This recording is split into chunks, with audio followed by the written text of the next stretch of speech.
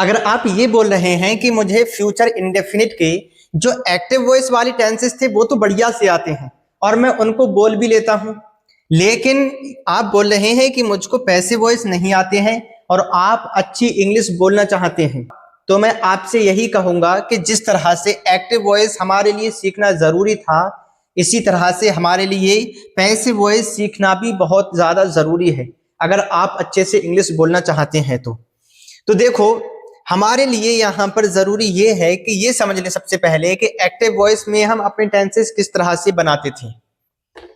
अगर आपको ऑलरेडी आते हैं ये टेंसेस, पैसिव वॉइस वाले आते हैं अगर, तब तो कोई बात नहीं है, तब इस वीडियो को देख लीजिए। हो सकता है अगर आपको कोई डाउट होगा तो आपको वो डाउट क्लियर हो जाएगा, लेकिन अगर आते ही नहीं है तो आज का ये वीडियो तो बहुत ही ज्यादा इंपॉर्टेंट है आपके लिए, और इस वीडियो को देखने के बाद में सारी कंफ्यूजन आपकी खत्म हो जाएंगी और वीडियो के लास्ट तक आप इनको अच्छे से बना पाएंगे।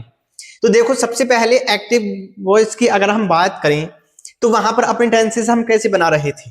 वहां पर हम सबसे पहले सब्जेक्ट लगा रहे थे, फिर उसके बाद में हम लगा रहे थे हेल्पिंग वर्ब विल, या फिर लगा रहे थे हम शैल, या फिर शैल लगाते थे, विल या शैल।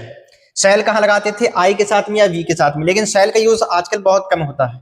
और उसके बाद में हम लगा रहे थे वर्ब की फर्स्ट फॉर्म, जैसे कि सेंटेंस इस तरह से बन रहा था, आई विल गो, मैं जाऊंगा, ऐसे तो ही बन रहा था।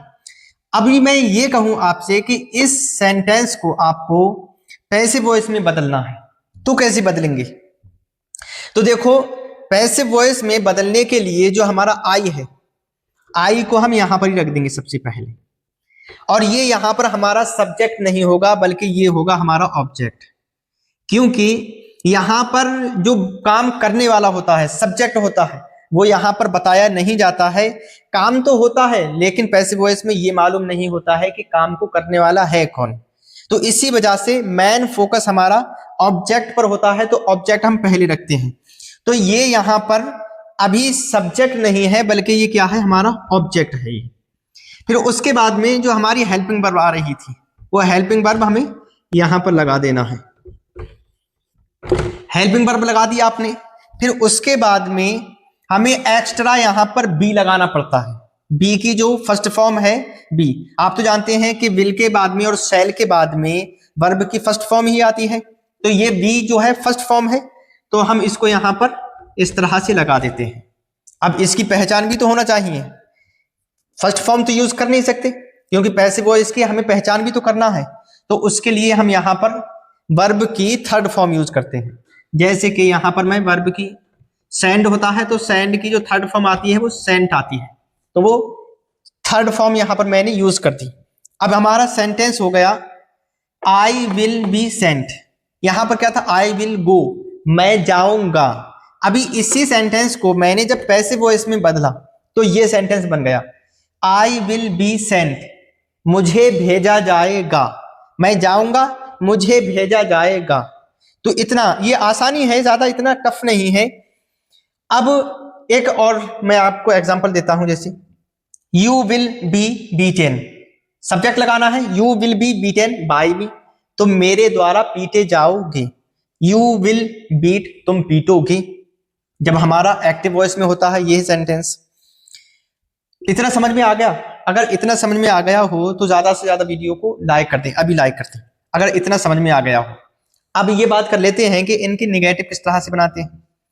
तो देखो, निगेटिव बनाने के लिए जो ऑब्जेक्ट है हमारा, इसको यहीं पर रखना है, आपको इसको यहीं पर रखना है। फिर उसके बाद में जो हेल्पिंग वर्ब है उसको भी यहीं पर रखना है, और उसके बाद में यहां पर आपको नॉट बढ़ा देना है, और उसके बाद में बी वर्ब की थर्ड फॉर्म बाय लगा करके सब्जेक्ट लगा देना है। जैसे कि आई विल नॉट बी सेंट, मुझे नहीं भेजा जाएगा, मुझे नहीं भेजा जाएगा। और यहां पर कैसे बना रहे थे?